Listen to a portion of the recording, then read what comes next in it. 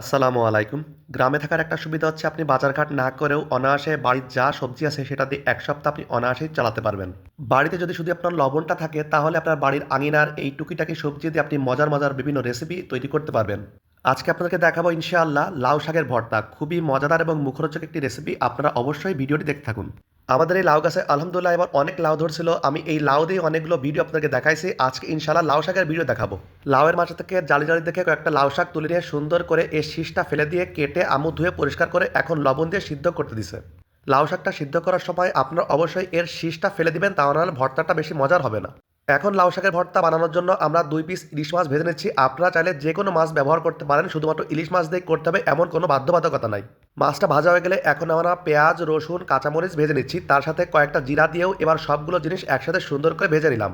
এখন সিদ্ধ করা লাউ শাকগুলোকে আমরা সুন্দর করে শিলপাটায় বেটে নেব। আপনারা চাইলে এটাকে ব্লেন্ডারও ব্লেন্ড করতে পারেন, তবে শিলপাটায় বাটার স্বাদ আর ব্লেন্ডারের স্বাদ কখনোই একরকম হবে না। লাউ শাকটা বাটা হয়ে গেলে আমরা এখন মাছ পিসগুলোকে সুন্দর করে বেটে মিহি করে ফেলতেছি। মাছ এবং লাউ শাক দুটো সুন্দর করে বাটা হয়ে গেলে আমরা পেঁয়াজ, রসুন, কাঁচামরিচ যেটা ভাজছিলাম সেটাকে এখন আবার সুন্দর করে বেটে নিব।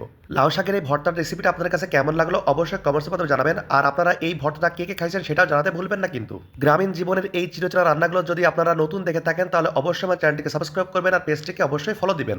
সবগুলো উপকরণ আমাদের বাটা কমপ্লিট হয়ে গেছে, দেখতেই পাচ্ছেন। আলহামদুলিল্লাহ আমাদের ভর্তা মোটামুটি রেডি। এখন শুধু হালকা একটু লবণ দিয়ে ভর্তাটা মাখালেই তৈরি হয়ে যাবে লাউ শাক দিয়ে মাছের ভর্তা। খুবই মজাদার এবং মুখরোচক একটি রেসিপি, অবশ্যই বাসায় আপনারা ট্রাই করবেন। আজ এ পর্যন্তই, দেখা হবে আগামীকাল নতুন করে ভিডিওতে ইনশাআল্লাহ। ততক্ষণ পর্যন্ত সবাই ভালো থাকবেন, সুস্থ থাকবেন এবং আমাদের জন্য দোয়া করবেন। আসসালামু আলাইকুম।